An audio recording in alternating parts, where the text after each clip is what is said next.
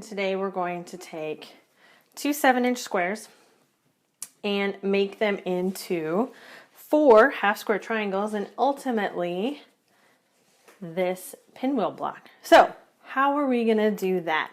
Well, first things first, we're going to take our two 7-inch squares and we're going to put them right sides together. And from there, we're going to go and stitch all the way around the square. So let's meet over at the machine and I will show you how to do that. Here we are, ready at the machine with our square all done, right sides together, and we are going to stitch around this bad boy. So here we start, and I'm going to show you a trick. A lot of people will want to do one thing here in a second, but I'm going to advise against it. So just stitch a 1/4 inch. Nice straight line, make sure everything's lined up.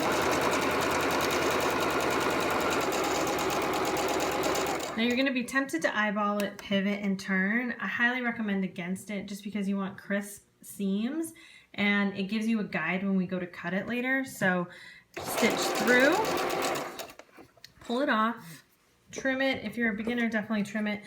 So you don't worry about getting your thread caught. You can kind of pull it out and start it. I'll show you that method here on this next one. But then we just start again, and you can see where this might start to move. So you want to make sure it's always lined up and flush. Both sides are flush with each other. The last thing you want to do is get a little bubble in here, and then it's just not going to work out right for you. So we always kind of readjust. Things kind of move as we go.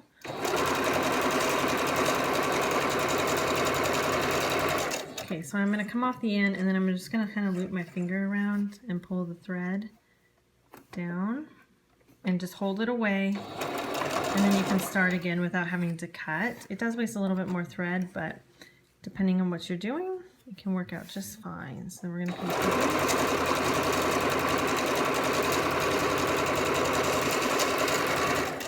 And I'll show you again. We just loop it around. I hit the mic a little. Then you just want to make sure it doesn't get caught, so you're going to hold it as you start. And then we're coming right around to the edge.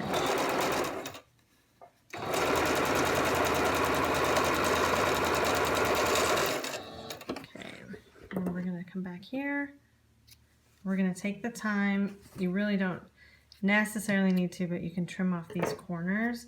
And I'll show you what this loop looks like. See, it's just a loop of thread that comes around. So let's go back to the cutting board and cut these guys up into your... I just wanted to pop in real quick before we go on this one and give you guys a quick tip. So if you notice, I already have one started here and I'm working through another set. As you get going, once you've learned how to do it, you can chain piece them. So what we're gonna do is just keep going.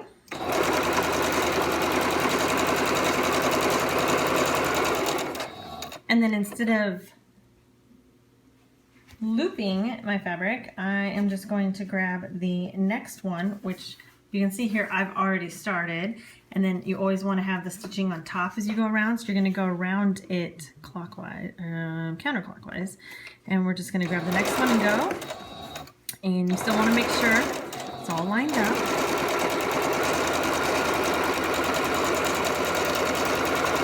And then you don't even have to pick up your next presser foot. You just take the next one, and again, stitching on top, and grab it and go. You want to make sure it's still flush, flat, and all aligned.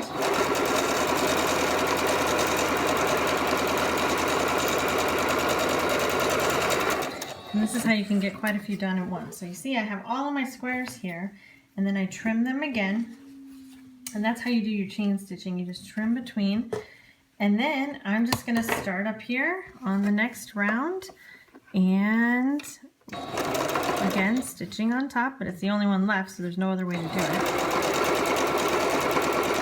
Making sure it's nice and flat. As you can see, we have some give in the fabric a little bit. But that's okay. We'll trim them up when we trim up our squares. Get it in, and then we take our next one with the open side. Push it in, and you get the idea. Have fun. So we have stitched all the way around, and you see our loops that we just discussed here. And what we're going to do next is cut these across the diagonal. So you see I have my rotating mat here again. It makes another appearance in our tutorials. Again, one of the best investments you can make for your sewing room. So what I'm doing here, and actually I'm going to line this up. If you see my points are lining up on this 45 degree, up here, this 45 degree line. So I'm lining it up and lining it up, and you can actually put it on the square here and you'll see.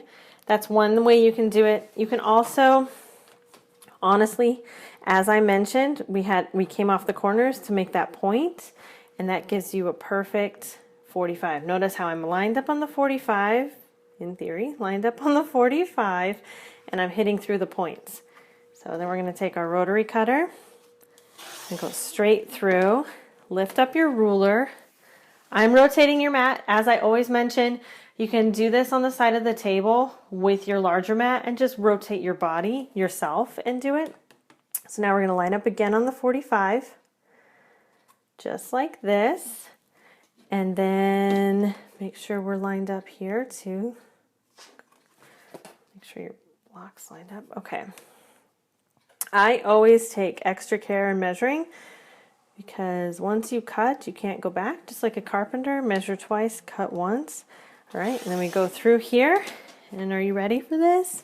Voila, we have 4 half square triangles. So look at what you get. You're still going to need to go back and trim your threads, but so let's go over, press these to the dark side, press, fold open, and you will get a nice crisp line. So let me show you what you get. Here, after you press, you get your half square triangles. Now, you'll want to make sure to trim them up. Okay, we are back. We have all of our pressed half square triangles. They are not trimmed up. They still have dog ears. They are in their raw form. So what we're going to do first is take them and get them cleaned up. The first thing you want to do is just kind of lay them out flat, get them on a square here on your cutting mat. And then we're going to take just a regular square ruler. You can use anyone, preferably it has a 45 degree angle. So I'm going to show you is how we're going to line this up. So you want to line it right along the seam, get to the edge, and what we're looking for is 4.5 inch square. So 1, 2, 3, 4.5 inch. It might be a little hard to see on this ruler, so here's a half, 1, 2, 3, 4, and then make sure you're on your center line here, and then I'm just going to take my rotary cutter, boom, take off this edge, then we're just going to rotate this around and do the same exact thing on this edge. And now we have a 4.5 inch square block, and then we can take our fabric scissors here, or you can line up your rotary ruler again and trim off your dog ear. And now we have our perfect 4.5 inch block.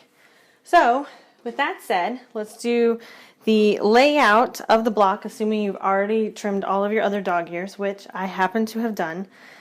So the first thing you're going to do is lay out this way. And the easiest way that I think of it is if you are facing the block, you have a perfect right triangle. So I'm facing this block. Here's the right triangle. Facing this block, right triangle. Facing from this side, right triangle. So now we're going to head over to the machine, and I will show you how to stitch this together so we can get our perfect point in the center. See you soon. Okay, everyone, so what we're going to do is now we're going to put the block together, your pinwheel together. Here we have the top piece of it. You can see from what we just showed you. And then now you're going to put them right sides together. And because we have a light and a pattern, we always press to the dark side, we can nest our seams on the angle. And to me, it always makes like a little duckbill, but we're going to line these all up perfectly. We'll have a perfect point at the end, and we're going to line them up, put them in the machine, and just stitch a 1/4 inch.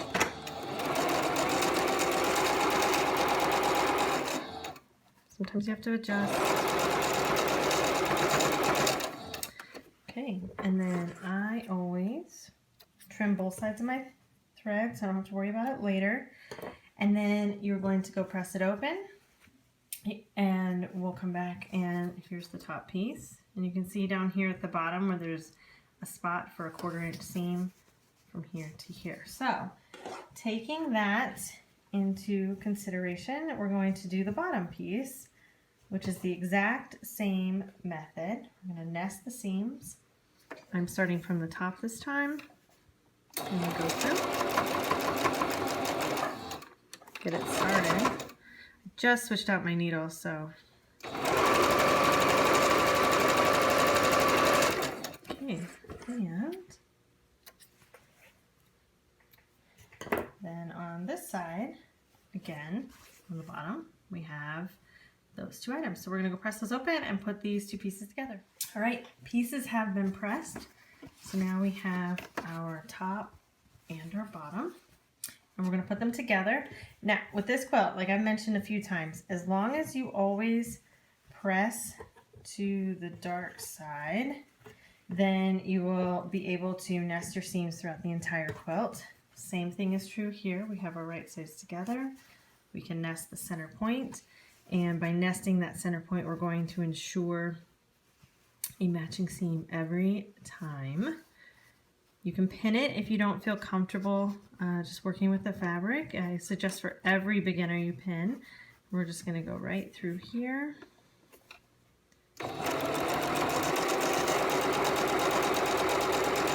And I always kind of pause, make sure I'm still nested and aligned.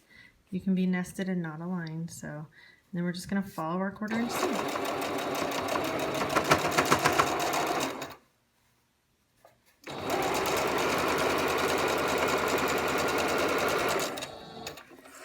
Okay, and you can see here where we might be a little bit off because of the way that we cut these from the 7-inch square.